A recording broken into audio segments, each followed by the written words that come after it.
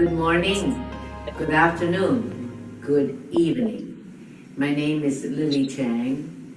I serve as the founding director of the Chinese Culture Center at San Diego State University, and currently I also serve as the chair of the board for the San Diego Chinese Historical Museum.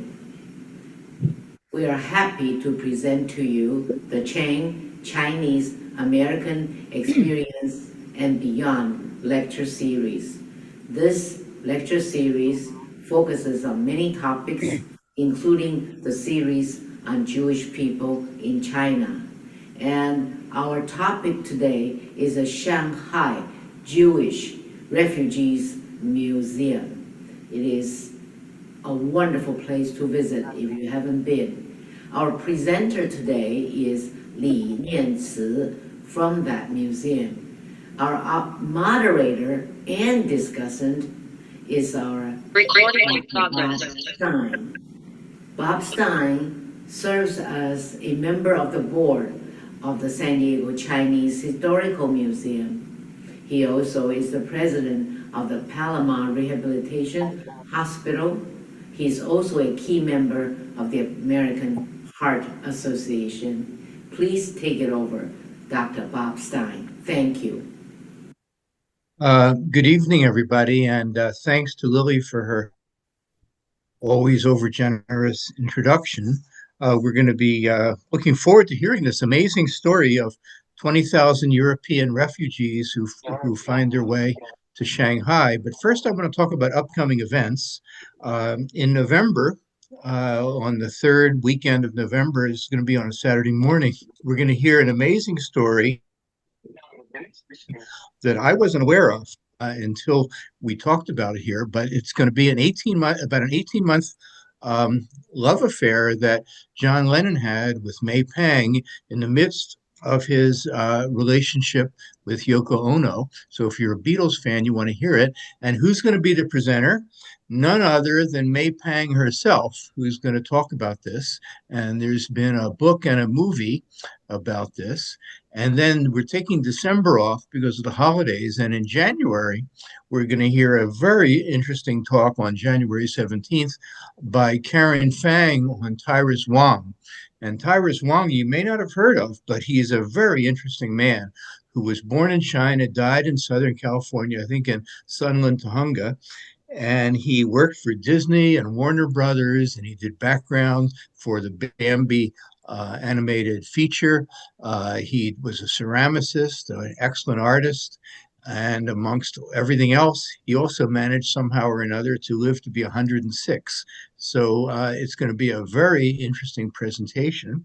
And at this point, I want to turn things over to our good friend Carolyn Chin from San Diego State University Chinese Cultural Center, who's going to talk to us about upcoming events. Carolyn?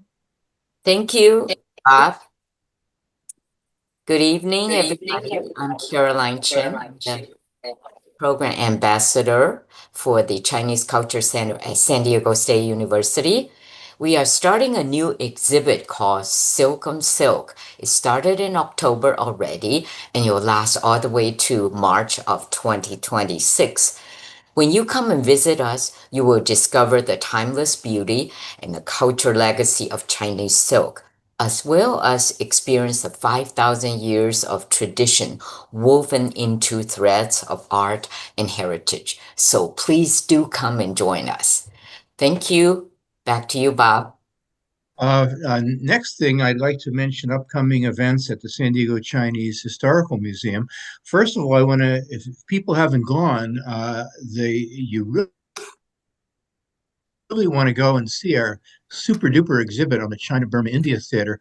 If you don't know a lot about this history, it's about winning the war in the Pacific in World War II, and about the Flying Tiger airplanes, the General Chennault, General Stilwell, Chinese generals, Chinese Americans who volunteered to go there. It's just a wonderful exhibit. And I want to remind everybody that kids are free at the museum in the month of October with a project on Sundays at 1 p.m.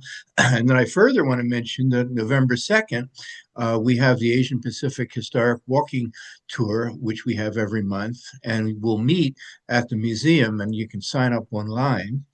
And next thing I want to remind everyone about our sponsors, the PL Charitable Trust and the Shu family, without whom we really couldn't have this program. And next, I want to mention guidelines for engagement. And when you have questions, write them down or write them into the chat box.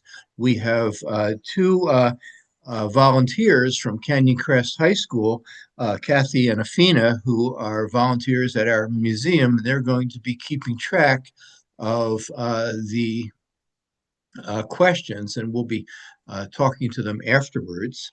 And then before we start, we're going to take a group picture. So please turn your cameras on, and we're going to take a group picture right now. Okay, ladies, you want to take care of this? Yes. So at this time, please turn your cameras on, and I'll let you guys know when I'm done taking the photo.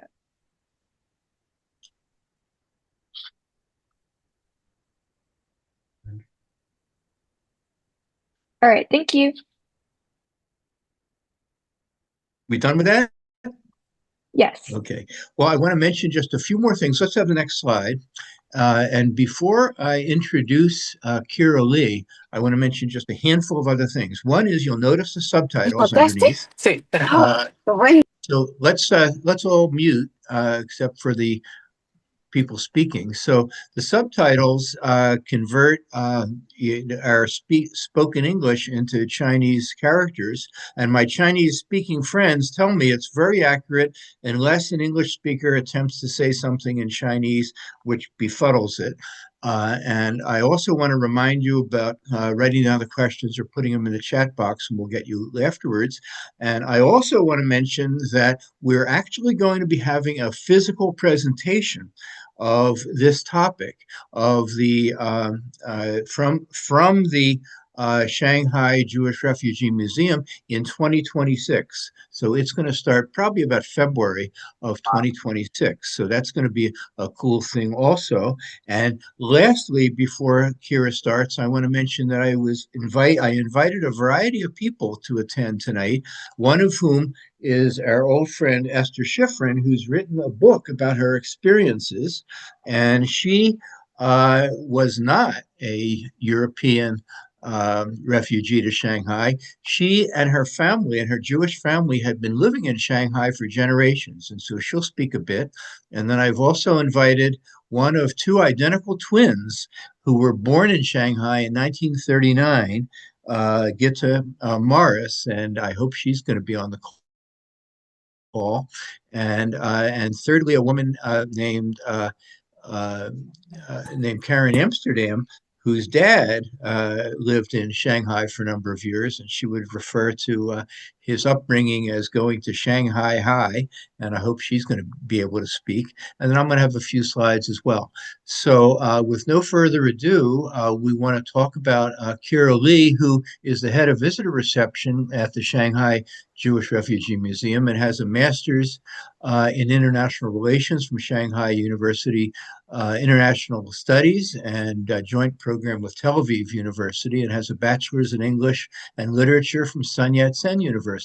Dr. Stein, if I may, there are two other people on this video who were born in Shanghai and are part of the Russian Jewish population.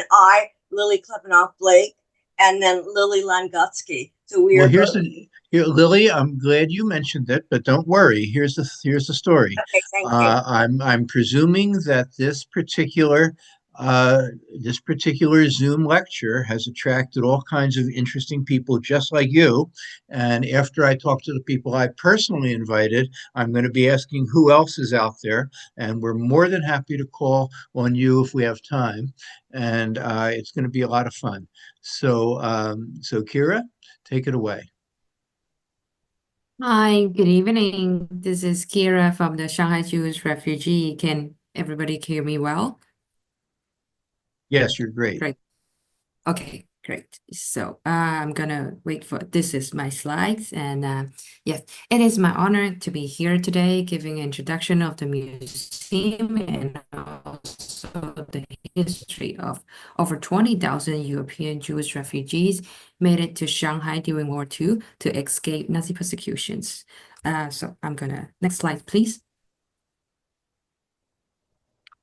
Okay, so I want to tell you something about the museum. The museum was established in 2007 at the neighborhood where most of the Shanghai Jewish refugees settled during World War II. It underwent 2 expansions. The latest one was in 2020. So now you are actually looking at his 2020 version. In the museum, we now have more than 10,000 10,000 artifacts that tells the story of more than 160 stories of individuals and families. Over 90% of our collection is being exhibited to global audience. The neighborhood where our museum is located is called the Tilanqiao area. In this area, there are also other buildings related to the Shanghai Jewish refugees, like the former home for Michael Blumenthal. He was the former U.S. Secretary of Treasury, and also the former office of JDC, Jewish Joint Distribution Committee. Of course, the most important one is the Olhelm Moshe Synagogue, where you are shown in the picture on this slide. The synagogue is one of the 2 remaining synagogues in Shanghai.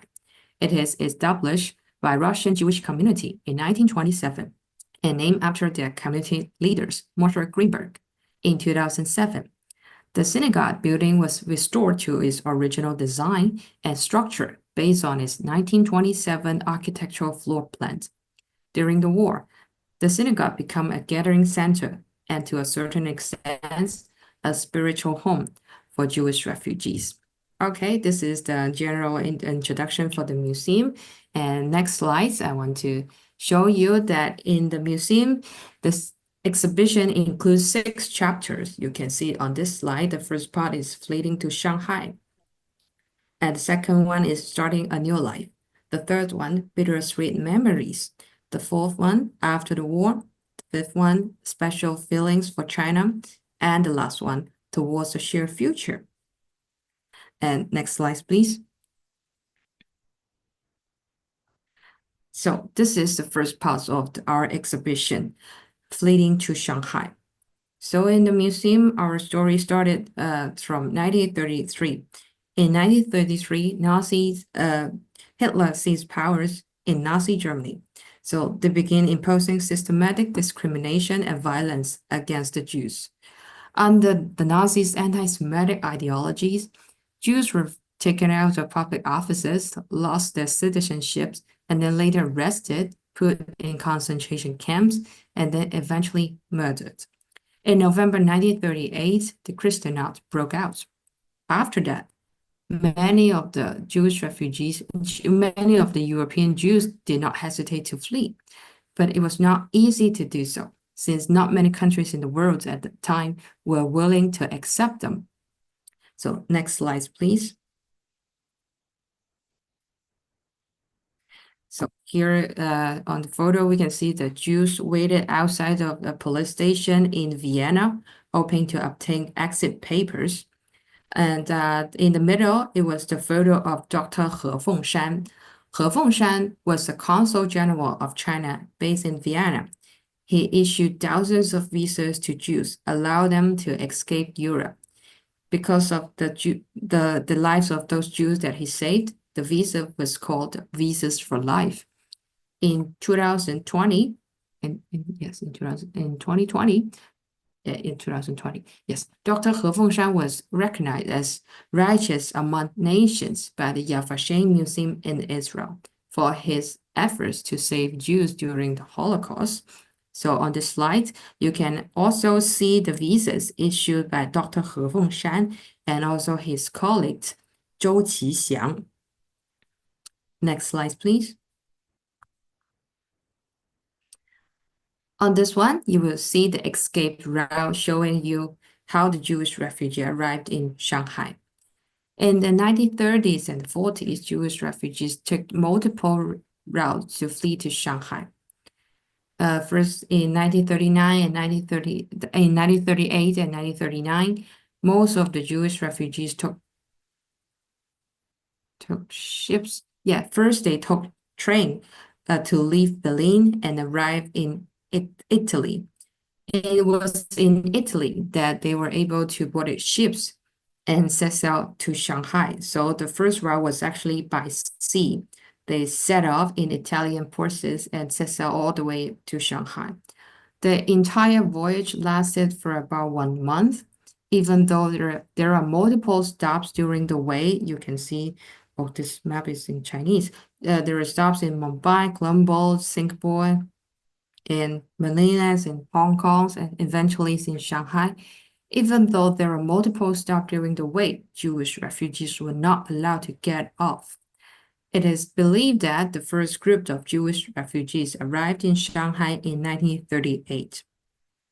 However, after that, due to Italy's declaration of war on France and UK, the sea route was unfortunately cut off because the furious sea and air battles took place in the Mediterranean Sea. Jewish refugees who still wanted to escape could only go across Siberia by train in the Soviet Union and get to Shanghai by waves of northeast of China or even Japan. After the Pacific War broke out in 1941, almost no more Jews arrived in Shanghai in large numbers because Shanghai connections with the outside world was totally severed. Next slide, please. So in our museums, we have lots of scenes, recreated scenes, and it was made by donations from former refugees. The point is to make people feel, to make people experience what was the feelings they went through when they were trying to escape Europe. After Jews managed to secure a visa, they still need to pay a fortune for transportation tickets, for example, train tickets and ship tickets. And even though Jews were allowed to board ships and trains to leave, Nazi Germany still imposed serious restrictions on them. Jews were only permitted to carry very few personal belongings and properties with them. And because of this Nazi deprivation, many of the Jewish refugees were penniless when they arrived in Shanghai. So the suitcase on this slide that you see, it belonged to a former Jewish refugee. So actually at the cover of the suitcase, you can also read his initials, OJP. The owner of this suitcase was called Otto Julius Pincus. Otto had a very torturous experience coming to Shanghai.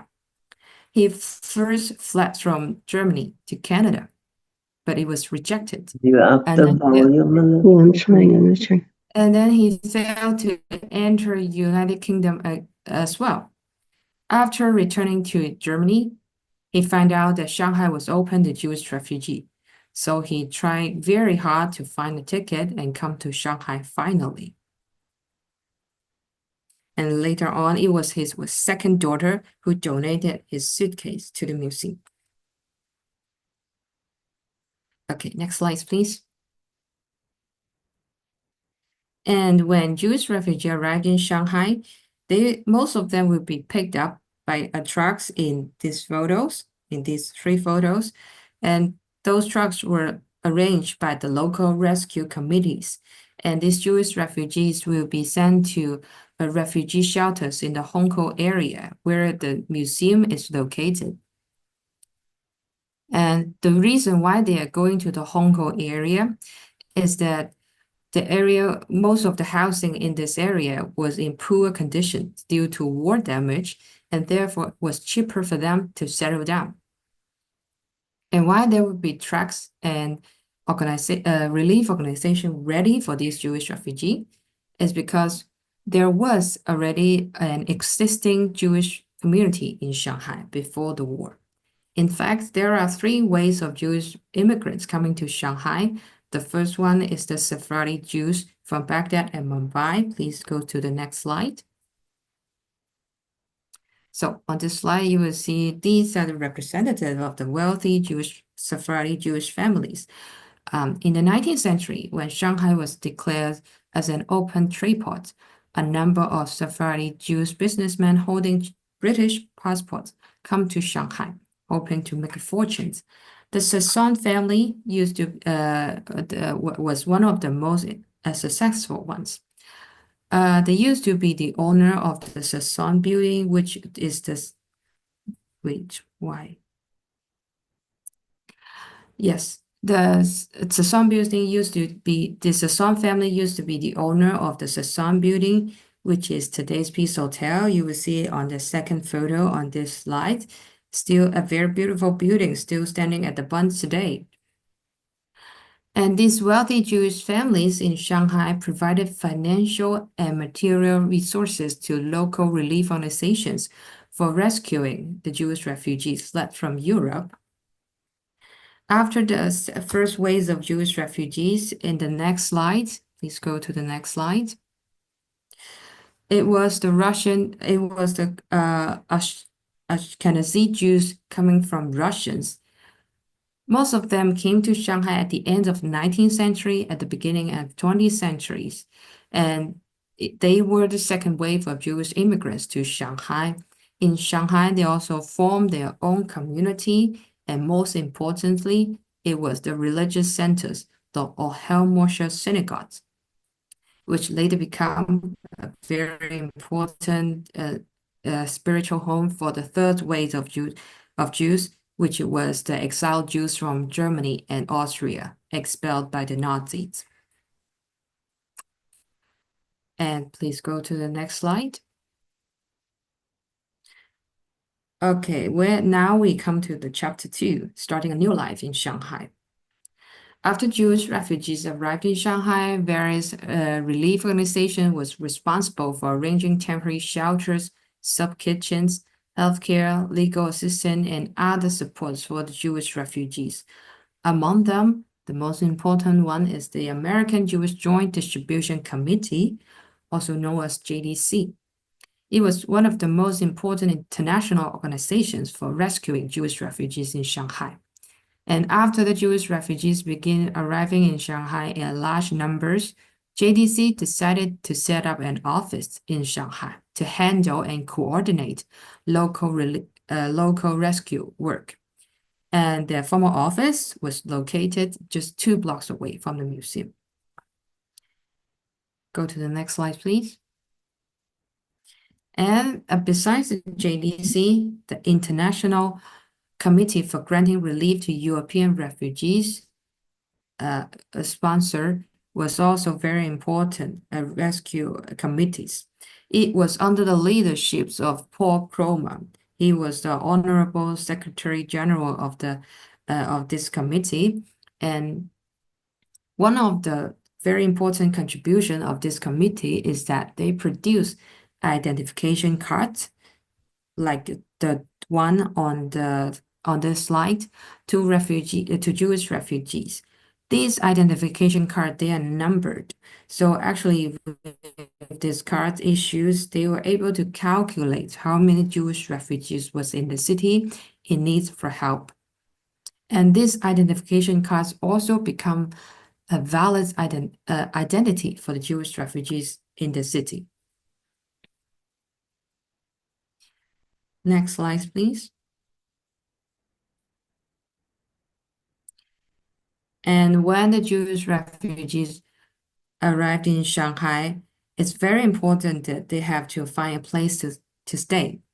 After they secure a place to stay, for example, in the refugee centers and the soup kitchens, they also needed to make a living, and some of them resumed their previous professions, such as doctors and dentists, and others opened small business like restaurants and tailor shops.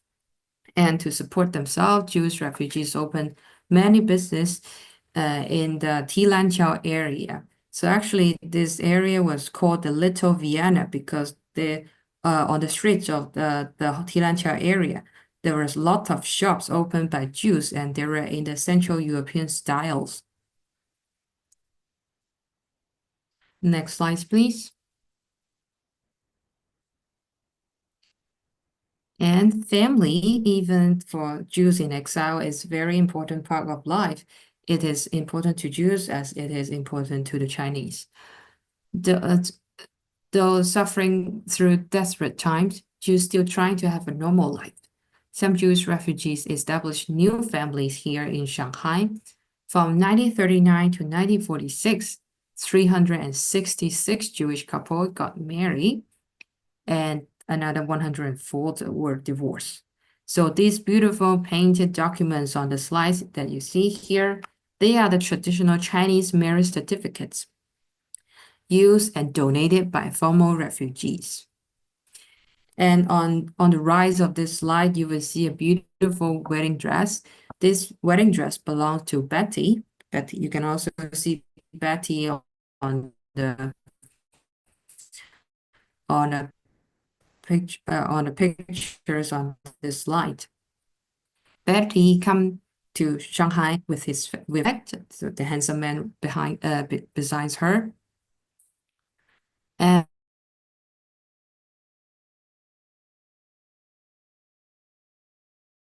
she's wearing was actually a gift from her mother-in-law. Betty loved this dress so much that she brought it with her when she left Shanghai. She had 5 children, 4 daughters. 2 of her daughters wore the very same dress when they were married.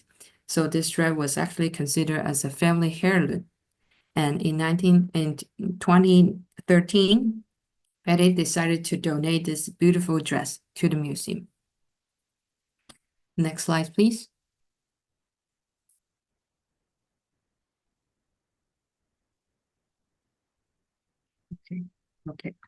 Okay. And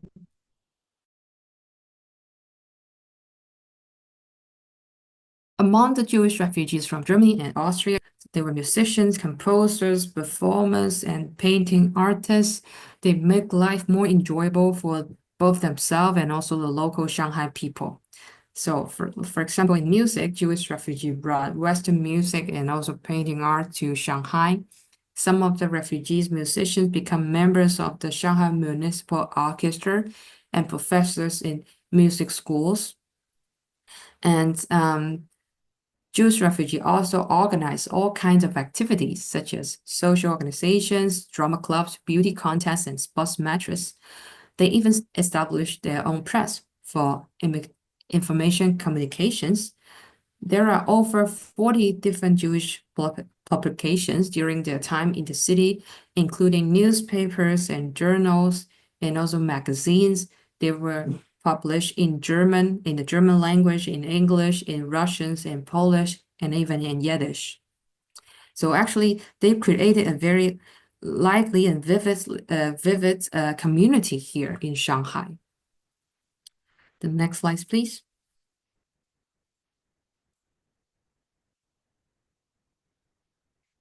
Okay, so education. Education is also a very important part for Jewish life. And to address the Jewish refugee children's need for education, the Doric family, also a very wealthy Sephardi Jewish business man and family in Shanghai, they sponsored the Shanghai's Jewish Youth Association School. And also we call it the Kadoric School. The Kadoric School have over 600 students and English curriculum, which follow the British school system. And about 600 students went to the school and they studied this more than over 20 courses in English. This actually prepared the students very well for the life in the new countries, especially in English-speaking countries after the war. And yes, next slide, please.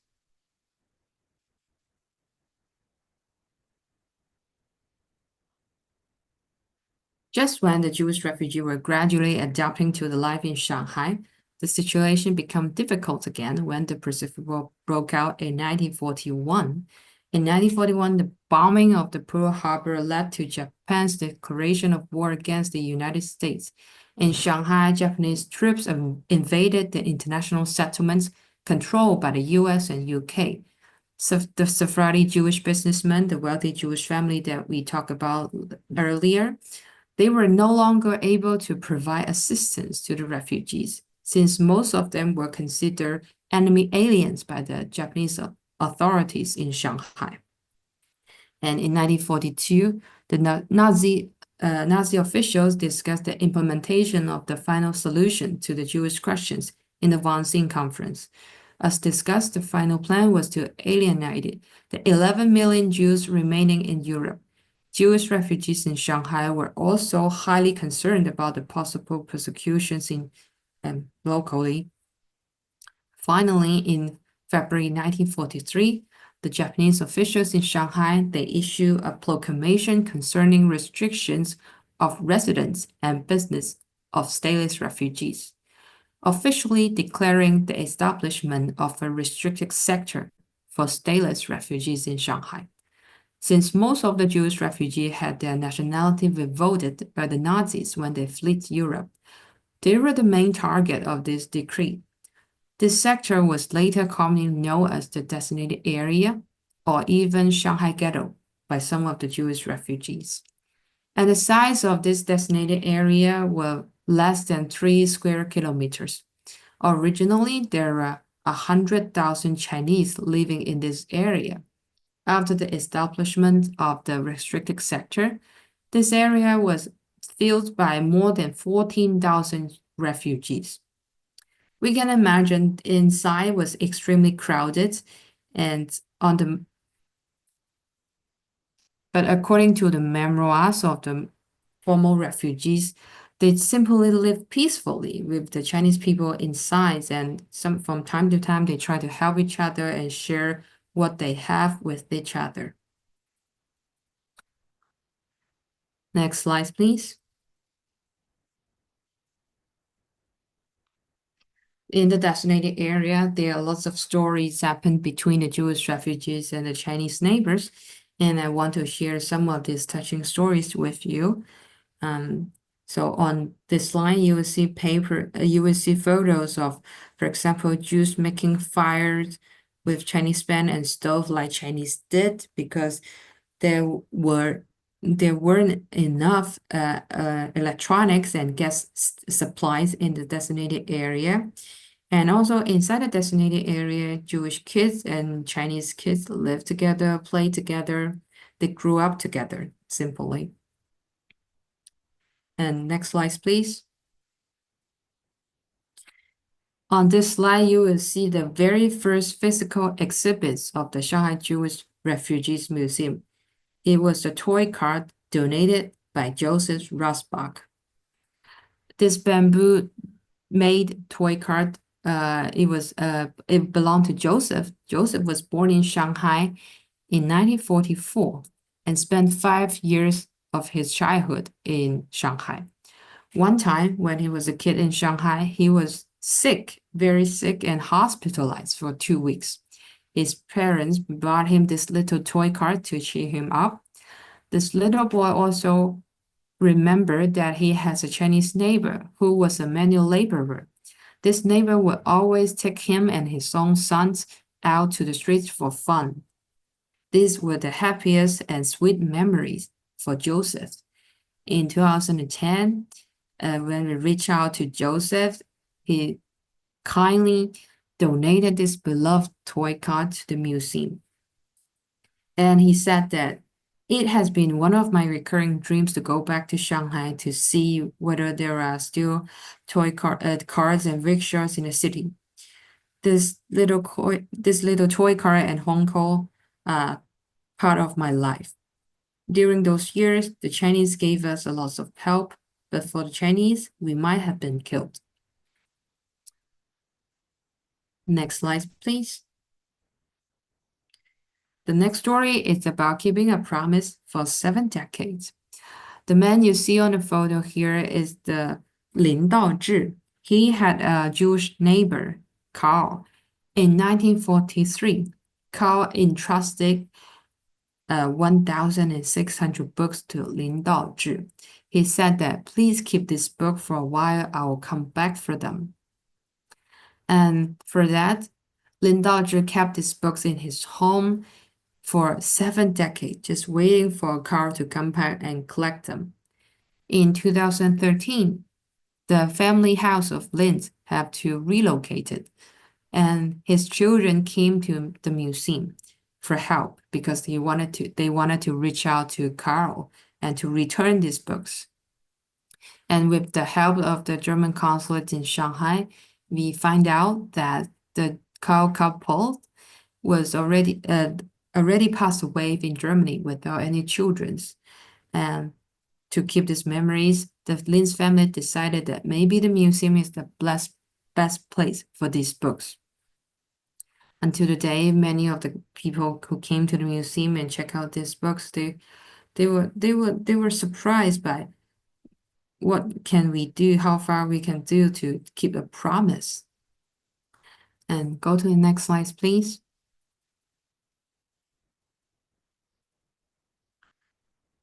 And this is the fourth part after the war, when most of the 20,000 Jewish refugees sheltered in Shanghai survived the Holocaust.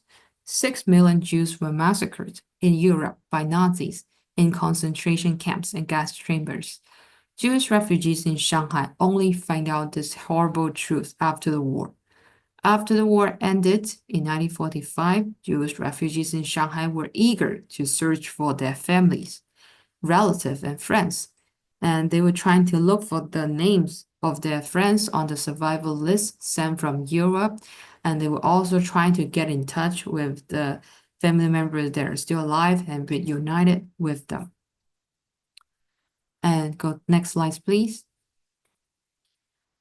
By 1951, about 22 to 24,000 European refugees and displaced persons have left Shanghai. A majority of them were Jewish. Many of the Jewish refugees in Shanghai left for the USA, Canada, and also Southern American countries like Brazil and Argentina, and also Australia and New Zealand. And some of them also went to the newly established Israel after 1948.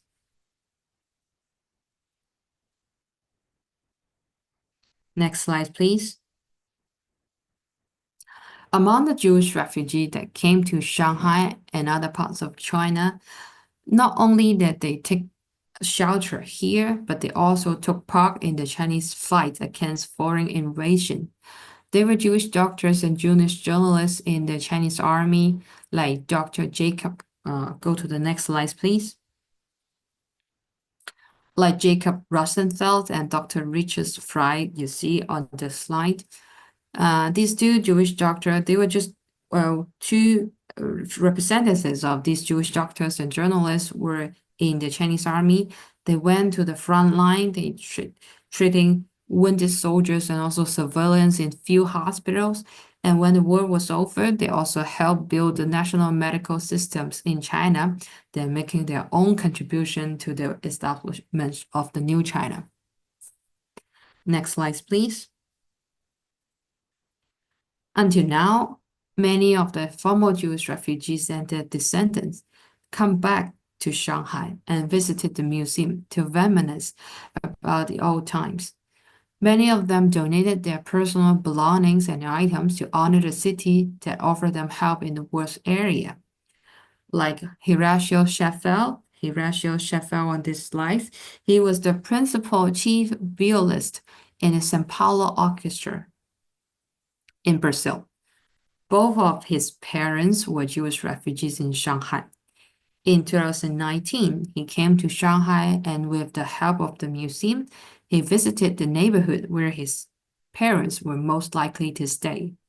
Later, he came to support us again at our tour exhibition in Brazil and donated over 100 items that belonged to his parents to the museum, including their marriage certificate. The marriage certificate is the photo in the middle. It was written in Chinese. Actually, we discovered that many of the former refugees, they really, the marriage certificates they receive in Shanghai was very precious to them. And many times they told us that when they left Shanghai, they will hang and frame this marriage certificate in their home to show people that they have a Shanghai connection. Next slide, please. And the passport, there are 5 passports on this slide that you see here. These 5 passports belong to Ruth Coleman.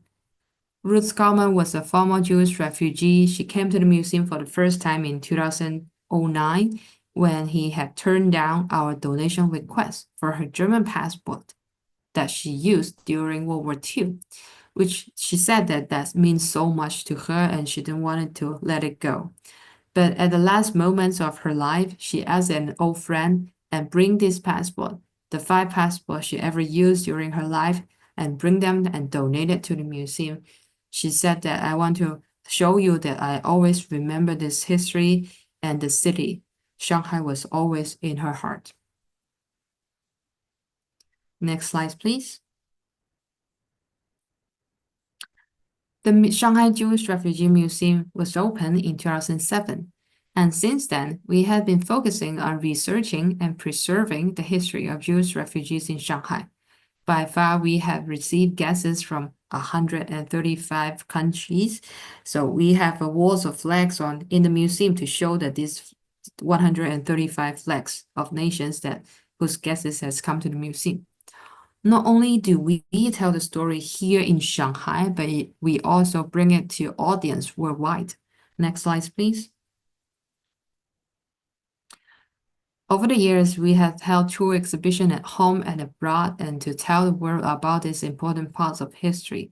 Since 2011, the Jewish Refugees in Shanghai exhibition has been to Germany, Israel, United States, Hungary, Australia, Malta, Switzerland, Italy, and Brazil.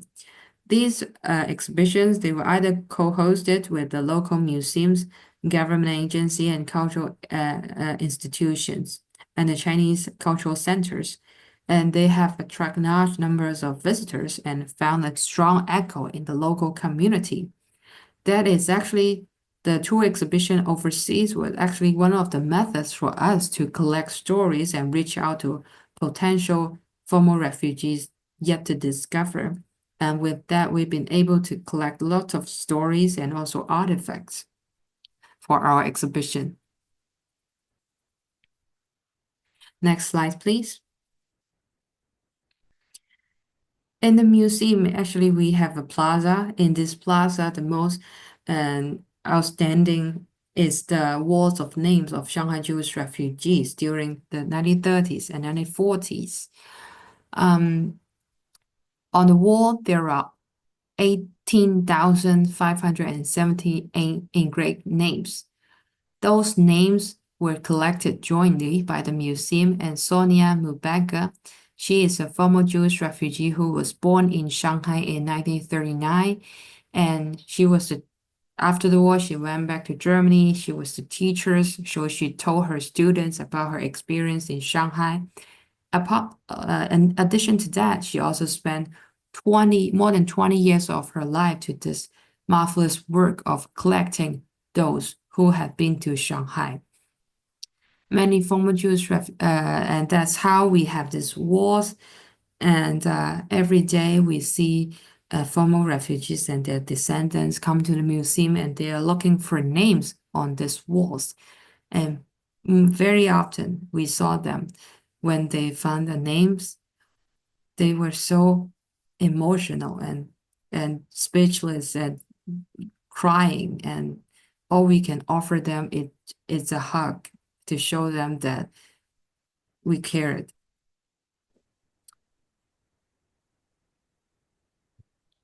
Every day we see school children, local citizens. Please go to the next slide. And in the museum, every day we see school children, local citizens, international visitors, and also academic scholars and refugee descendants, where we are exhibiting a chapter of little-known history to them. Many of the times they share their own family experiences and stories to us.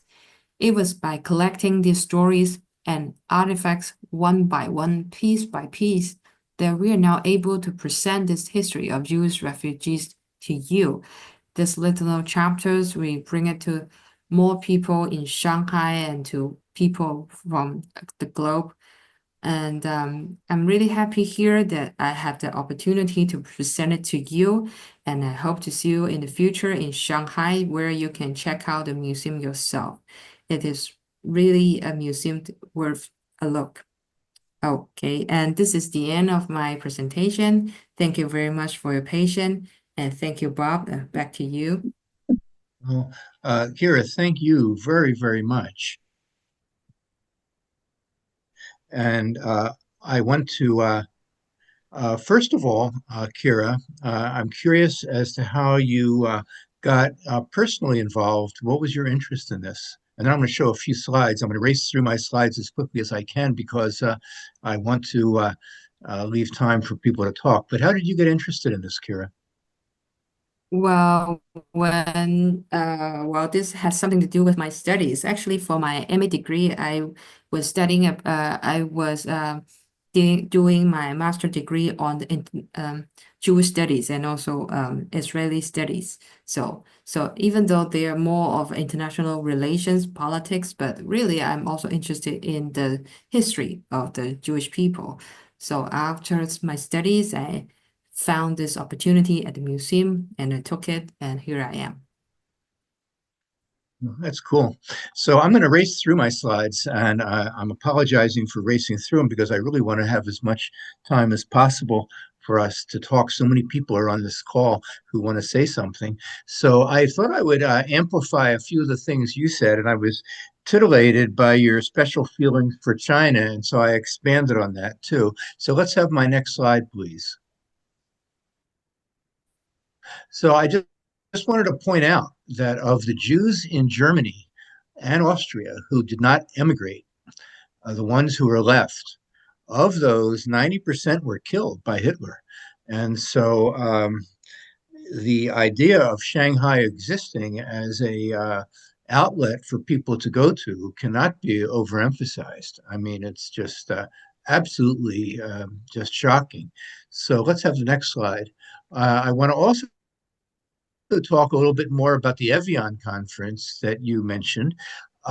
People think that Roosevelt initiated the Evian conference in 1938 merely to deflect things from himself. He was trying to say he invited countries that he knew were closed to immigrants so that Roosevelt could say, hey, don't blame just me. I mean, England, nobody's be taking these refugees. Canada, Cuba, and of the 32 countries who went to the Evian conference to discuss the refugee problem, nobody took any Jewish refugees at the end of the conference, including the United States and Mexico and South America, except for Dominican Republic that took a few hundred. And this is a very upsetting chapter in history. And Muting, give it another click here. And there's a movie, 1976, called Voyage of the Damned, which tells the story of 900 Jewish potential immigrants who left Europe for Cuba, only to be turned away. And they were turned away by the United States, they were turned away by Canada, and they ultimately went back to Europe. And of those, several hundred were killed by Hitler, who were on this ship. They could actually see the shores of Cuba and the shores of Florida, and they had to go back to Europe. So this is a terrible chapter. And then within months to a year came Kristallnacht and the surrender of the Sudetenland, which is the western part of Czechoslovakia. Next slide. And the question is, why Shanghai? And you didn't need a visa. It was an open city, but that's not to say that those visas that Dr. Ho provided weren't valuable because you couldn't leave Europe. So they helped grease the path for people to leave Europe. And of course, it was an open city by the decisions of the people in China, and it did close, as Kira mentioned, by the Japanese. Let's have the next slide.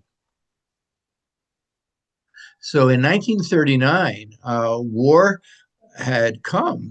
We think that war started December 7th, 1941. Some people might say, no, it was September 39 when Poland was invaded by the Nazis. But if you ask a Chinese person, they say the Japanese were already invading Manchuria in 1931. And the second uh, Japanese-Chinese war started in 1937, and the Japanese closed Shanghai to further Jewish immigration in 1941.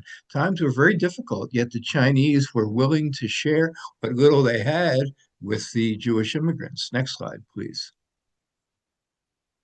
And I just thought I'd throw out a few names. Kira mentioned W. Michael Blumenthal, who, by the way, is not dead yet. He's going to be 100 and still alive. Peter Max, who's still alive, the pop artist, and one of the many Mankowitzes, Francis Mankiewicz, was a Canadian screenwriter and producer.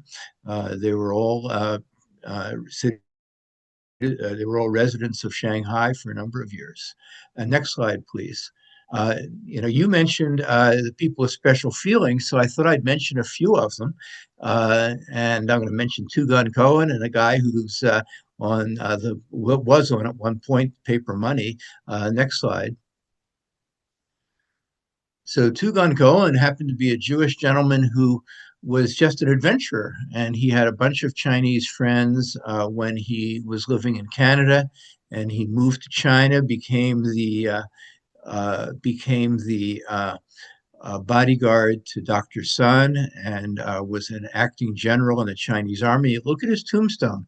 At the very bottom of his tombstone, where it mentions Moshe HaKohen, at the very bottom, there is a part of the tombstone that was from Madame Sun, Sun Yat-sen's wife, who was indebted to Two Gun Cohen. Next slide, please. And Ruth Weiss was a journalist who actually became a Chinese citizen. And she had a number of jobs working for Chinese Pictorial, House of Foreign Literature. She was Austrian born. And she lived up through 2006. And very well-known person. Next slide.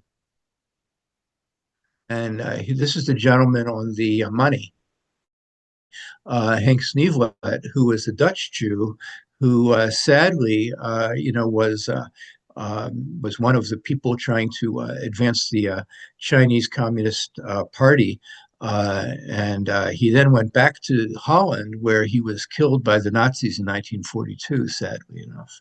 Next slide. And here he is on the money, which I think he's no longer on that bill. Is that right, Kira? Yeah, no longer. Okay, so next slide, please. Sidney Rittenberg is from South Carolina, and a very famous Rittenberg family in South Carolina. Many people, many Rittenbergs are still there. He, however, studied Chinese and moved to China and joined the Chinese Communist Party, was a colleague of Chairman Mao. Next slide, please. And amusingly, at the end of Rittenberg's life, he actually became a capitalist. He had a consulting business helping companies deal with China, so which is ironic. Gregory Gershuni was a Jewish firebrand who moved to China to help with the revolution, but he was remarkably radical. Let's have the next slide. However, if you want to see Gershuni's tombstone, where would you go? You go to Montparnasse Cemetery in Paris, and you can see him there along with Constantine Brancusi and Guy de Maupassant. Next slide. And here's some more stuff on Jacob Rosenfeld. He's very revered. He's held even to this day in reverence in China. There's a hospital named after him. He's got sculptures on the left. There's a half-length sculpture of him being unveiled. And who's on the left? That's the Austrian consul, because he was born in Austria. So the Austrian consul is helping to unveil the sculpture of him. Next slide. This is a double. Next slide. Sidney Shapiro was born in Brooklyn, moved to China, married a Chinese woman, became a translator, and he was also an actor. He appeared as in a variety of Chinese movies, playing Caucasian gangsters. And that was his acting role. He was typecast. Next slide. And these are papers from Hedy Dolan's dad. And Hedy Dolan, who I think is not on this call, she's not able to make it. She has another engagement, is a person several of us know. She's a friend of mine. And I was talking to her about this, and she says, my father lived in Shanghai for years. I said, I had no idea. And so she sent us pictures of his identity cards. And Leo Lerb. And then he was in a Nazi labor camp in the 1930s. He escaped, went to Shanghai, lived there until 1947, moved on a ship to Hawaii and then to San Francisco, where Hedy was born. And so she was born in San Francisco after he married another refugee, although not from Shanghai, but who came from Europe directly to the United States after the war. And next slide.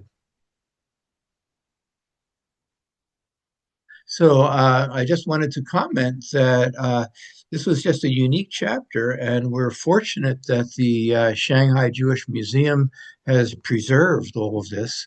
And at this point, I want to call on a bunch of people. And Lily, don't worry, we're going to get you as well, Lily Klebanoff Blake.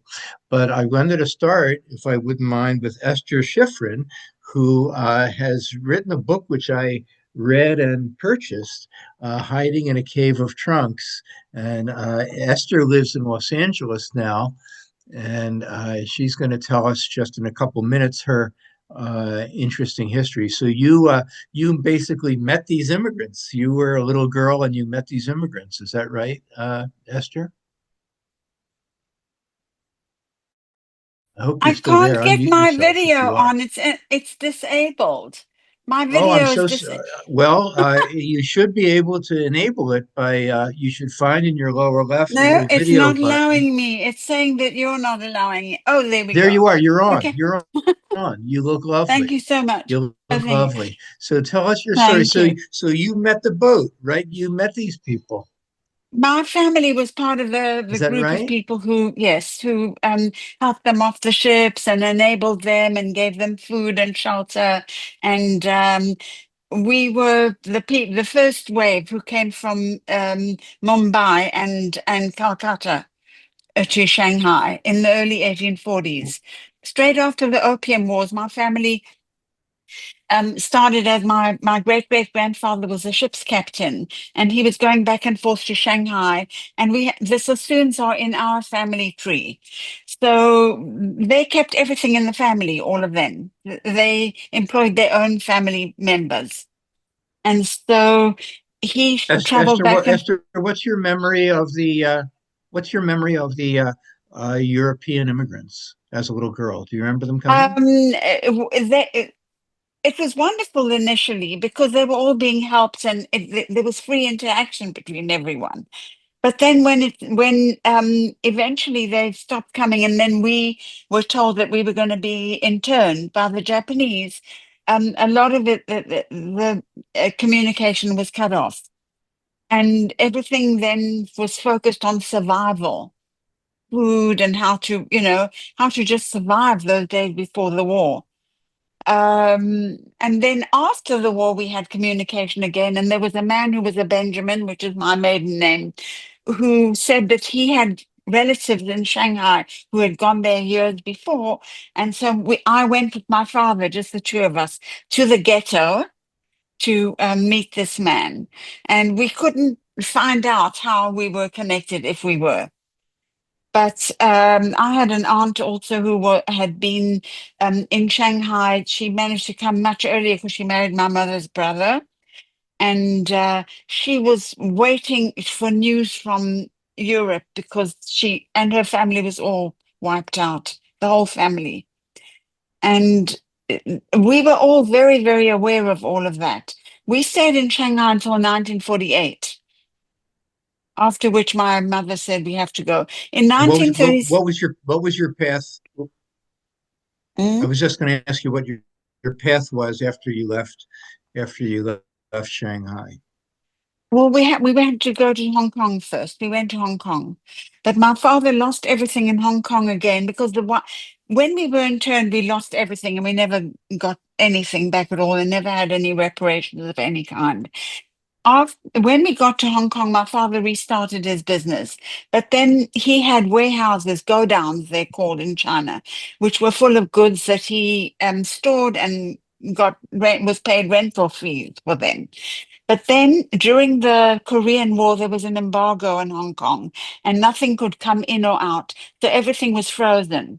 And as a result of that, he lost everything he ever had again.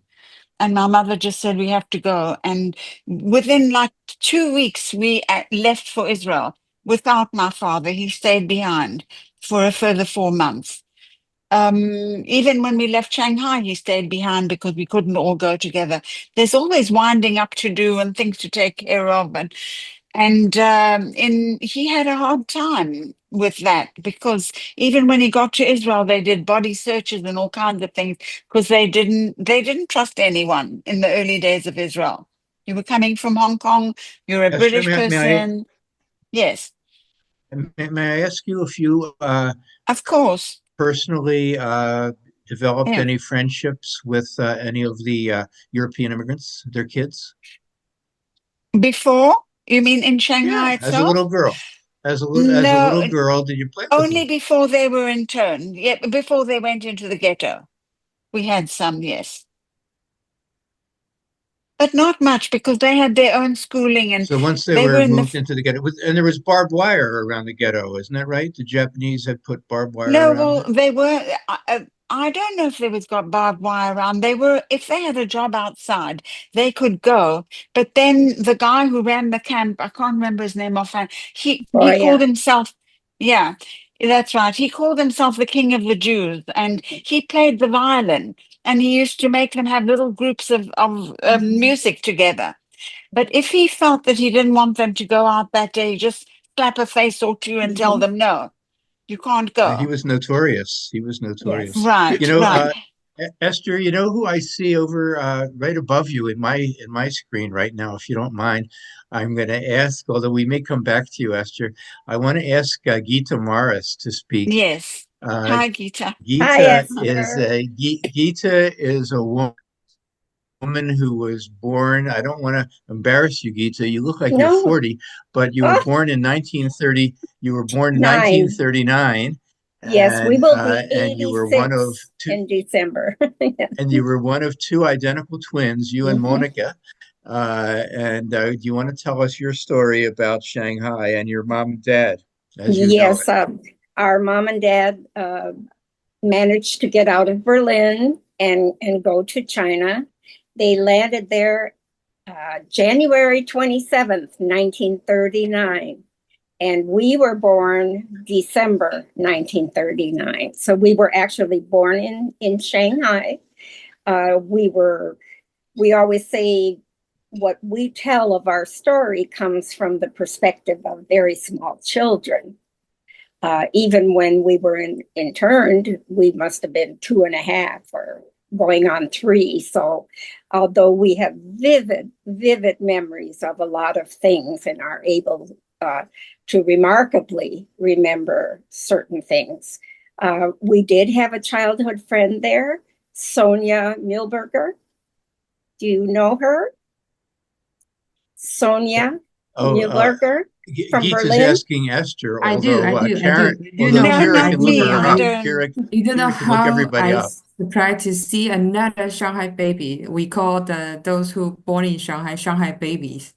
Yes, we have reconnected with Sonia. Yes, you were friends of hers. You talk to her regularly. Yes, we stay in touch with her, and we Wow. actually connected with her in Germany, Okay. 2015 or something like that, and it Well, was a did you know each wonderful other when you were reunion. in Shanghai? Like when you were both little kids in Shanghai? I'm sorry, I didn't Did you understand. know each other when you were both little kids in Yes, Shanghai? yes, we actually have a picture of the three of us and her brother when we were in Shanghai, and when we reunited, we replicated that picture as adults. Wow. So we have those pictures. That's At any that's rate, interesting. we left Shanghai in 1948, like you, Esther, and came to San Francisco, and ultimately they found us a place to live in Minneapolis, well, Duluth, Minnesota, and eventually we moved to Minneapolis and grew up there. And later, many years later, moved to Now, California. Geeta, you have no German accent. How old were None. you when you came to the United States? 8 years old, and we arrived in April in Duluth, Minnesota, and Monica and I went to summer school and spent all day long learning English, so that by the time we hit the fall and went back to school, we were able to manage. No, we have no Geeta, accent. did you forget your German, or do you still know No, German? no, we continue to when we have gone to Germany a number of times, it all comes back, and we can watch TV, go to the store, and we like to say that we understand it a lot better than we speak it. We speak it with an American accent, but we can manage. Yes. So These are wonderful. These are wonderful stories, and I want to get everybody in, and so I'm gonna call on Karen Amsterdam next, but then after that is going to be Lily Klebanoff Blake, who is nice enough to point out that she's got good connections. Anyway, Karen Amsterdam, are you there? If you are, unmute yourself. Okay, I am She is. unmuted. Hi.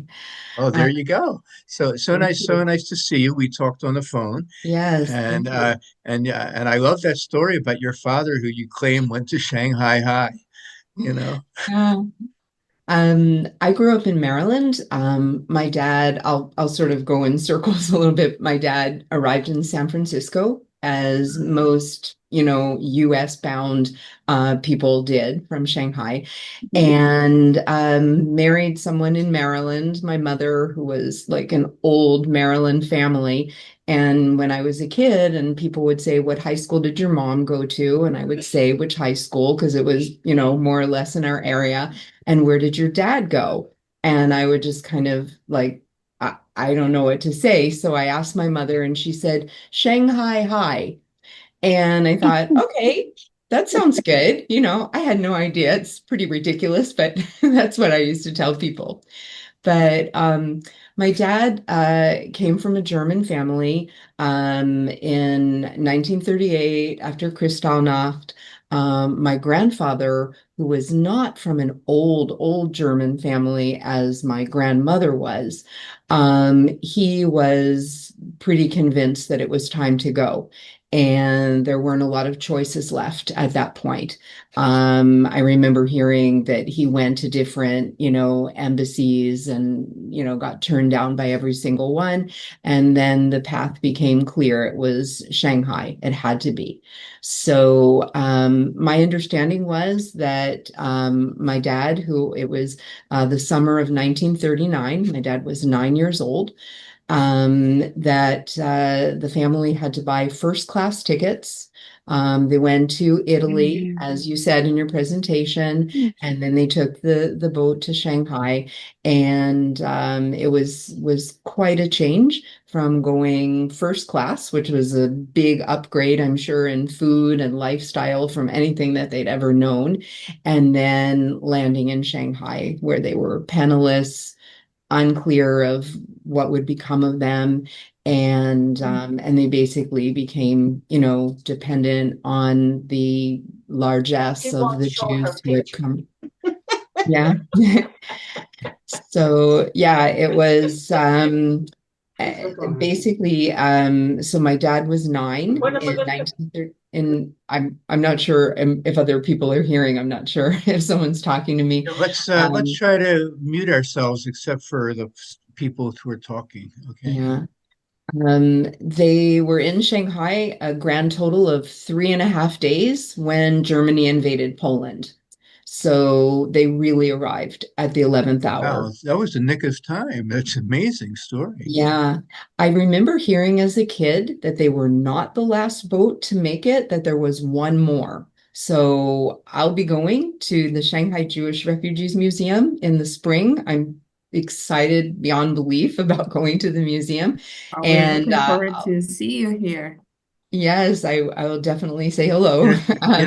Karen, I went in 2011, and when the museum was much smaller and didn't have that wall of names in 2011, and I'm dying to go back myself. You know what I'm impressed with, and I'm now talking to the Canyon Crest kids, Kathy and Afina. I'm stunned at the chat comments, the number of people who either are kids of people from Shanghai or themselves were in Shanghai who are on this Zoom. And I'm hoping each person writes something in the chat because I'm curious to count the number of people. I'm just absolutely amazed and delighted. And that's Shira's email. And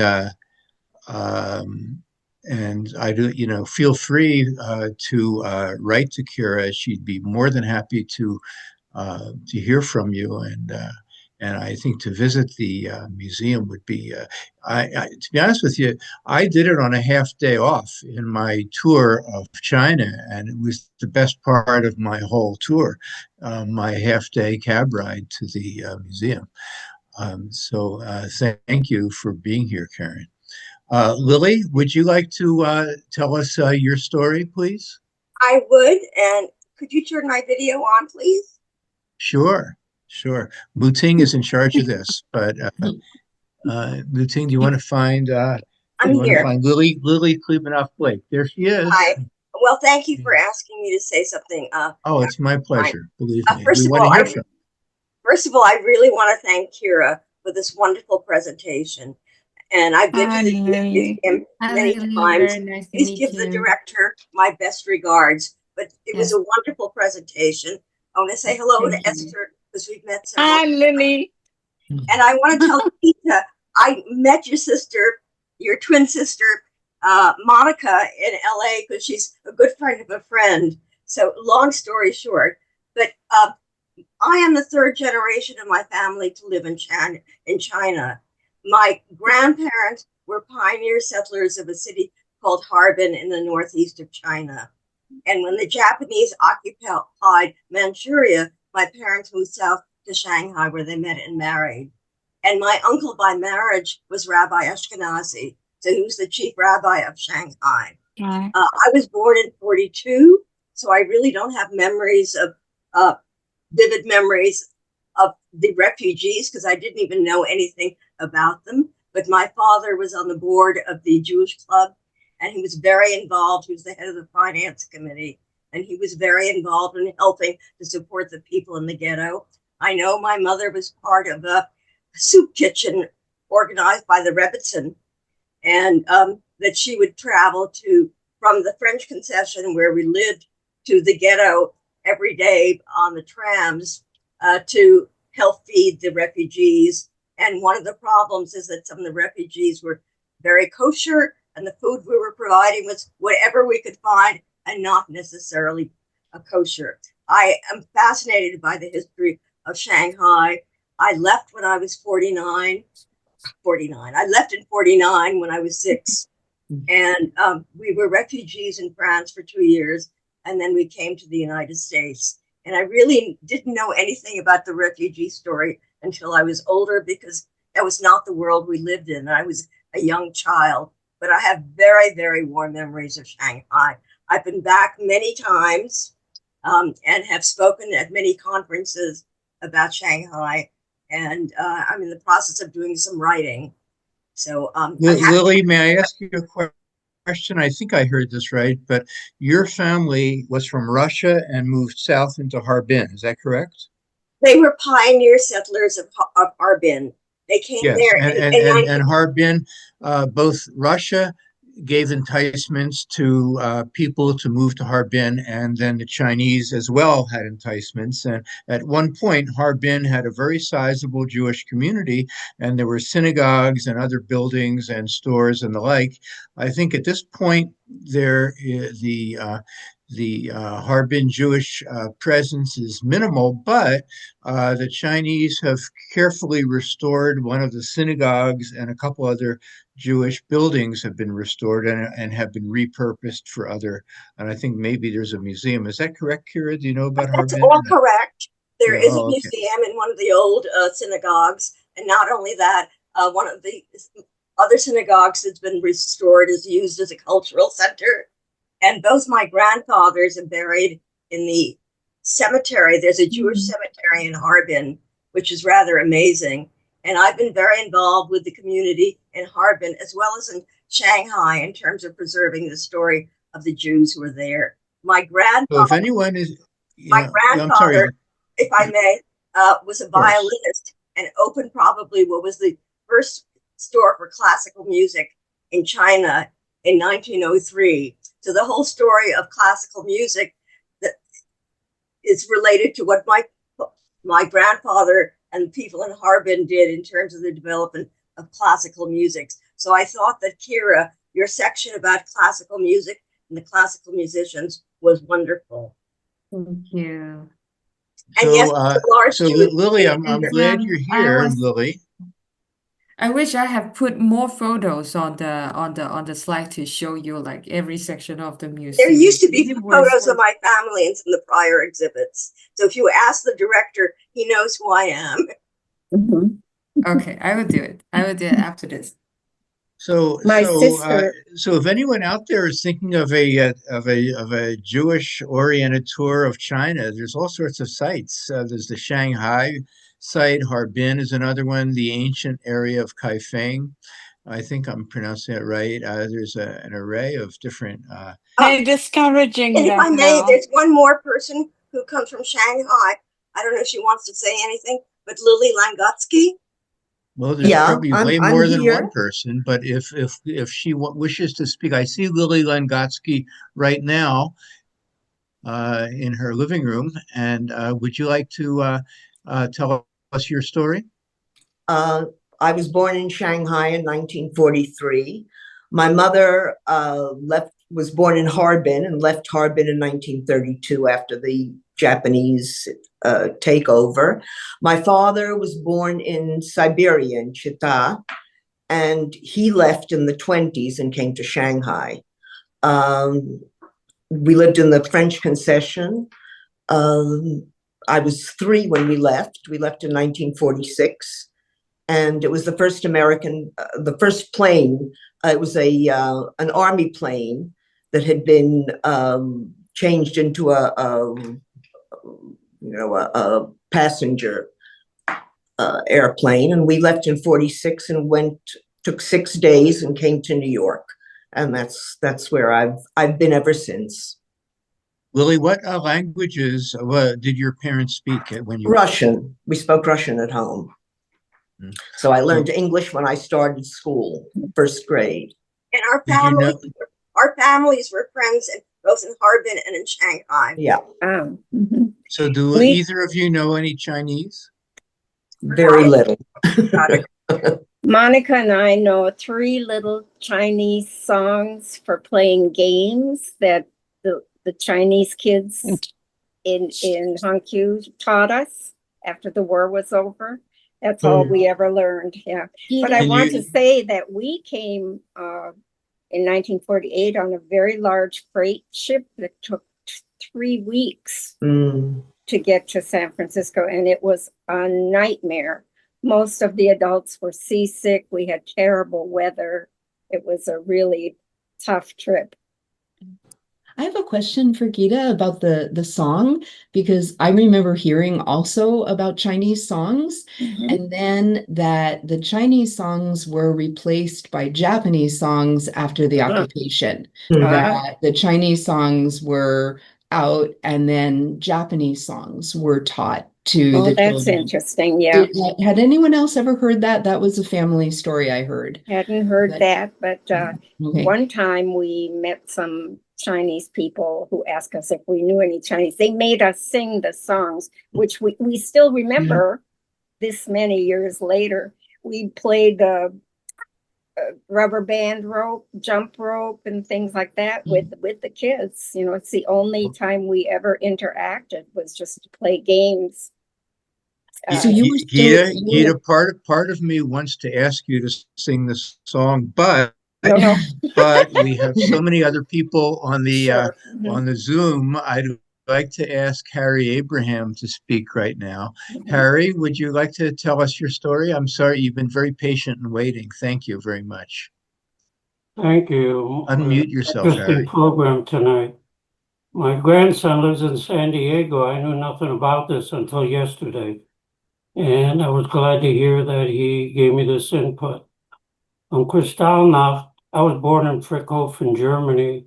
On Kristallnacht, when they broke the windows and fell on me, my father was in his hometown about 20 miles away, and he was taken to Buchenwald. My mother, who was very involved in terms of doing things and getting things done, was able to get my father out of Buchenwald, and he got a visa to go to Shanghai. We followed after that 4 months later, my mother and I, and she wanted to get her parents to come also, but they didn't want to go. My grandmother perished in Birkenau. My mother and I, we then went to Shanghai meetup with my father. So we were in Shanghai from 39 until 47 and came to the States in 47. We're very, very grateful. We've been back there a couple of times. Very grateful to the museum and the Spungen family for sponsoring it, and the Chinese who helped, and the Japanese to allow the Jewish people to survive in Shanghai. Right. Harry, our father also was in Buchenwald, not for a very long time, and our mother got him out and they went to Shanghai. Well, I think Karen Amsterdam's dad was in a camp, wasn't he? No, my dad was actually in a yeshiva. I think maybe that's what I was talking to you about, and how the yeshiva, I do want to mention that because I have a friend whose dad was part of the Mir Yeshiva. I don't know if anyone else here is connected with that, but that was a yeshiva that the very kind Japanese diplomat Sugihara arranged for. They actually lived in Kobe in Japan during the war before they came to Shanghai, and they all lived, and they were Lithuanian, and that was a very rare story within a very rare story of the Jews in Shanghai. But no, my dad was 9 years old in 1939, so he was never imprisoned. But they had a very rough time, as I'm sure if anyone else here was in Germany in those years. It was not pleasant to be Jewish, that's for sure. I think that Hetty Dahlen's dad, Mr. Lerb, was in a labor camp, and then he got out and then went to Shanghai in 39. I see that Ella Kashuk has her hand up, and after Ella, time is moving on. We like to finish in 90 minutes, and usually it's from 10 in the morning to 11:30. Today it's going to be from 7 to 8:30. And so I know many of you have questions you want to have answered, and please type it into the chat and we'll attempt to try to answer it after this program. And I'm sorry, this is so interesting and people are so piqued by the story. I'm just delighted. I'm one of the highlights of my life is moderating this monthly Zoom. So let's have Ella speak. You had your hand up? Hi, I live in San Diego, and I have Yes.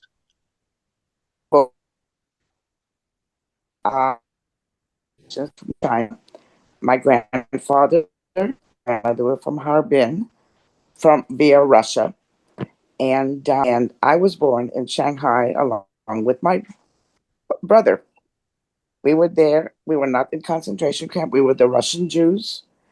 I really wish you would do a story about the Russian Jews because it is so different from all the others. Yes. We lived a whole different life. We were prosperous in Shanghai, and I lived there.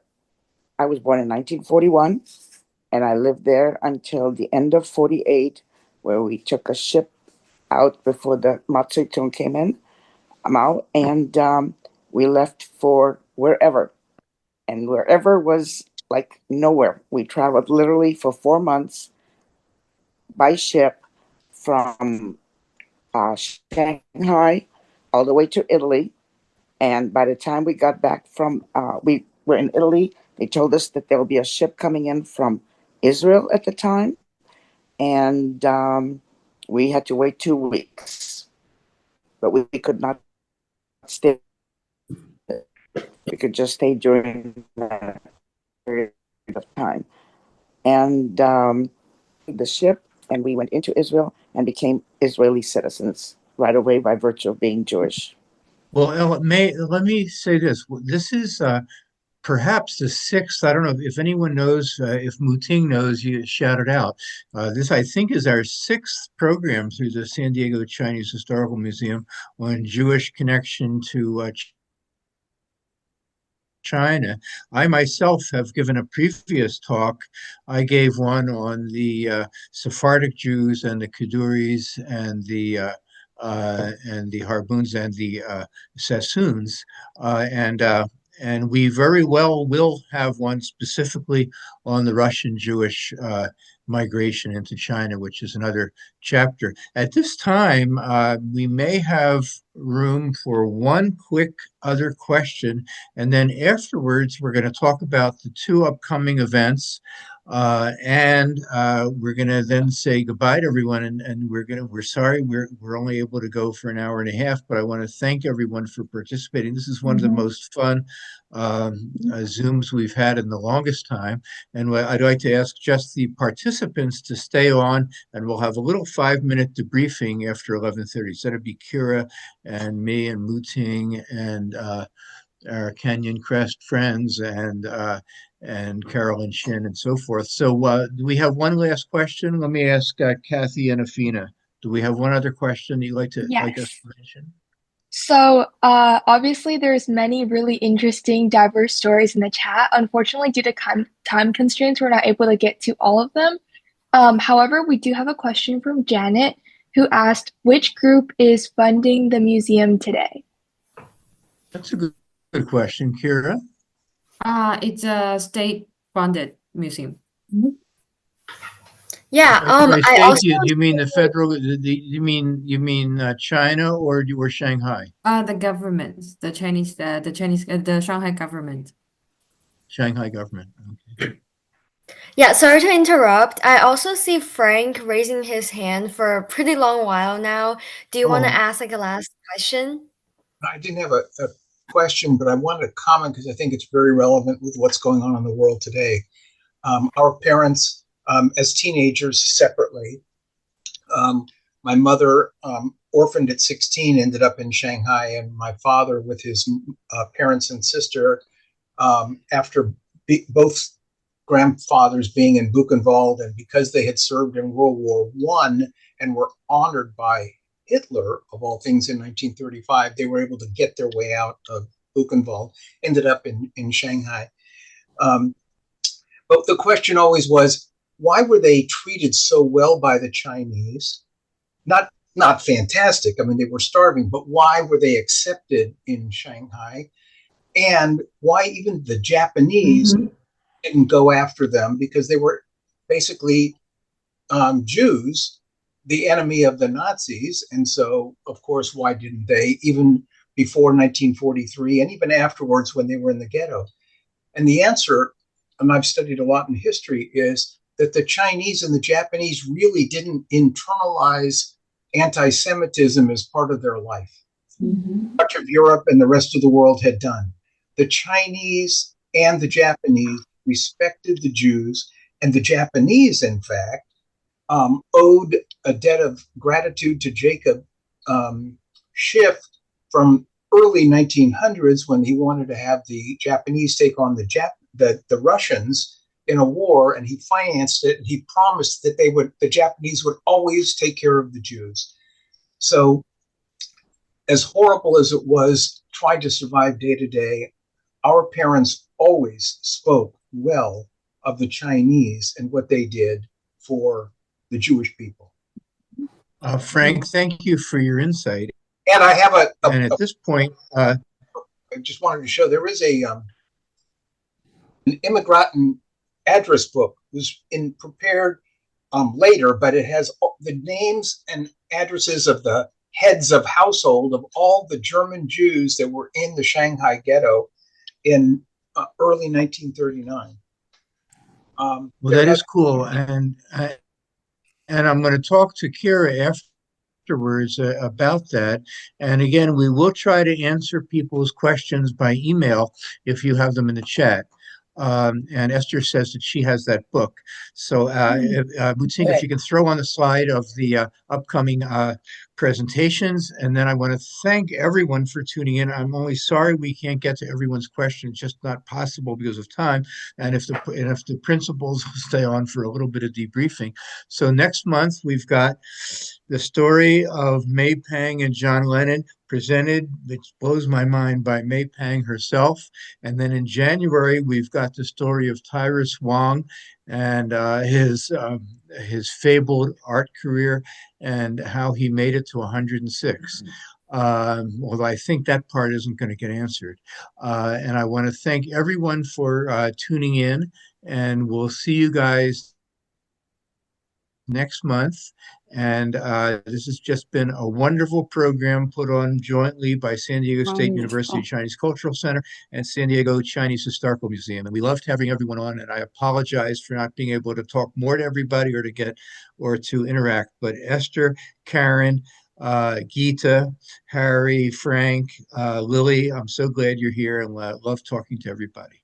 Okay, so Kira, you'll stay on. Thank you. That was amazing. And a shout out to my sister Karen, who's on this call, and to my medical school colleague Lockwood Young in Honolulu, who is a faithful attendee at every single monthly conference. That was fantastic. So see you guys. Thank you.